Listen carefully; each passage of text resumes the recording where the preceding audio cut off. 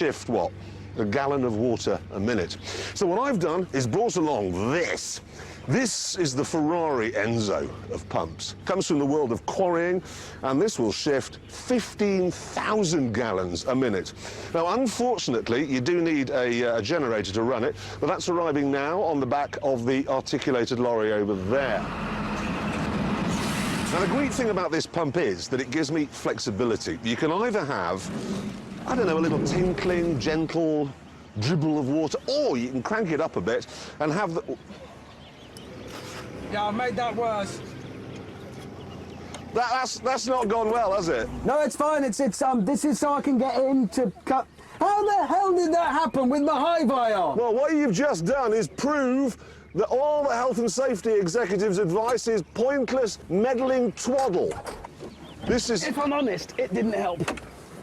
At no point did the vest say... That's kind of... Yeah. Well, come on, just push it up. You won't be able to push it up. You won't. You will. What? Whoever made a lightweight digger, if they were light... James, get down and push. If they were light, they'd fall over. It's heavier than I thought. Turns out to be quite heavy. It's much heavier than I thought. We're going to need a bigger digger. Hammond went and got a bigger digger, which proceeded to turn this little piece of Marlow into the Somme. I mean, it will grow back. As a gardener, I can tell you that. It's grass. It grows back. Look at that. Hammond, you're ruining the lawn.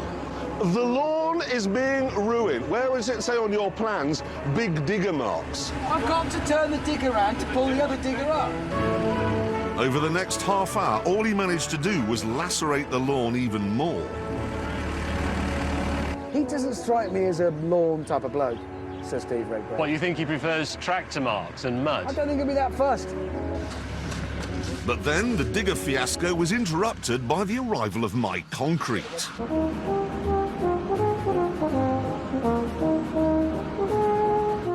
The smell of civilization arriving.